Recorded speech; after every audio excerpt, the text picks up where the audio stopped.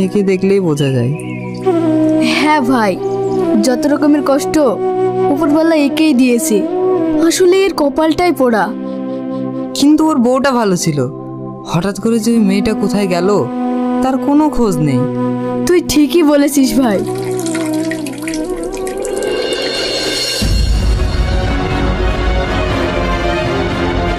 বাড়িতে কেউ আছেন? একটু তাড়াতাড়ি দরজা খোলেন, বাড়িতে কেউ আছেন? কে আপনি?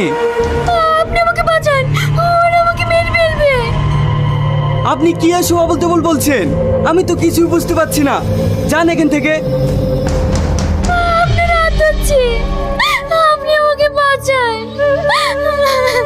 আপনার কি হয়েছে বলুন তো? আমি সব বলছি, আপনি আগে তাড়াতাড়ি গেটটা বন্ধ করেন।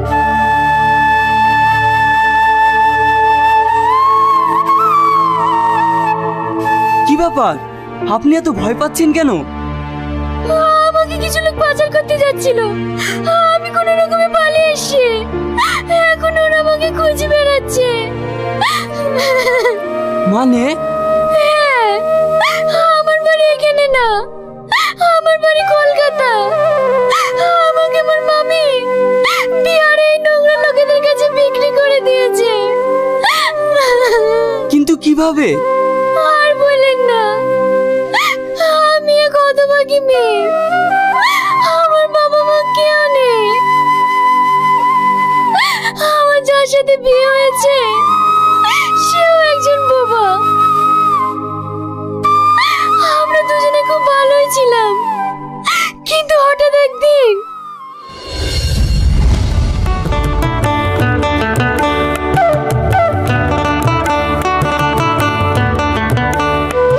ভালো আছিস মা? মামি তুমি? আমি ভালো আছি, তুমি ভালো আছো তো? না রে, আমি ভালো নেই। তোর বিয়ে হয়ে যাওয়ার পর থেকে তোর কথা অনেক মনে পড়ে, তাই আর বাড়িতে থাকতে পারলাম না, তোকে দেখতে চলে আসলাম। কি রান্না করছিস মা? ভাত রান্না করছি মামি। তোমার জামাই কাজে গিয়েছে, ও আবার এসে খাবে। কিন্তু বড় দুঃখ কি জানিস, তোর বিয়েটা হলো তো একটা বোবার সাথে। মামি, ও বোবা হলেও মানুষটা অনেক ভালো গো, ও আমাকে অনেক ভালোবাসে। তাই নাকি? ঠিক আছে, তবে যেটা বলতে এসেছি সেটা শোন। আমি তোর জন্য একটা কাজ দেখেছি। কি কাজ? একটা কোম্পানির অফিসে চা তৈরি করে দিবা, মাসে 10,000 টাকা করে দেবে। না মামি, আমি কোনো কাজ টাজ করবো না। তোমার জামাই রোজ রোজ কাজে যায়, ওকে আবার সকাল ভোরে উঠে খাবার করে দিতে হয়। আমি কাজে চলে গেলে ওকে কি খাবার তৈরি করে দেবে? কিন্তু তুই একটা জিনিস বুঝতে পারছিস নি কেন? তোর স্বামী ক টাকা ইনকাম করে? যদি তুই 100 কিছু টাকা ইনকাম করতে পারিস তাহলে তোর সংসারটাকে আরো বাড়াতে পারবি। আজ 2 না আছিস, কিছুদিন বাদে 3 জন হবি, তারও তো একটা ভবিষ্যৎ আছে, তার কথা তো তোকে একবার ভাবতে হবে। কিন্তু মামি, কোনো কিন্তু না, তুই যাবে কি তাই বল, তাহলে আমি ওদেরকে ফোন করব। ঠিক আছে মামি, তোমার জামাই আসুক, আমি ওর সঙ্গে আগে কথা বলি। এতে আবার কথা বলার কি আছে? তুই ইনকাম করলে বরং সে খুশি হবে। আচ্ছা ঠিক আছে, তাহলে আমি ওদেরকে ফোন করে দিছি, তুই ওদের সাথে যা, গিয়ে অফিসটা দেখিয়ে আয়। কিন্তু মামি, তোমার জামাই যখনও কাজ থেকে আসেনি, ওকে না বলে যাওয়াটা কেমন হবে? ও নিয়ে তুই চিন্তা করিস নি, তুই যা, ও আসলে আমি ওকে সব বুঝিয়ে বলবো।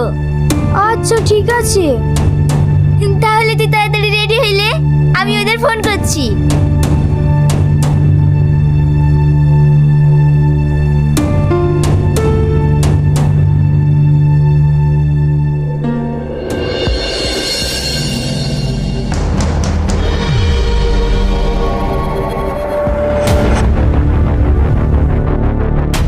মামি, আমার যেন ব্যাপারটা কেমন কেমন লাগছে, কোনো কিছু হবে না তো? দূর পাগলি, আমি তোর মামি, তুই আমার মেয়ের মতো, আমি তোর কখনো খারাপ চাইবো? তুই যা, কোনো ভয় নেই। আচ্ছা ঠিক আছে।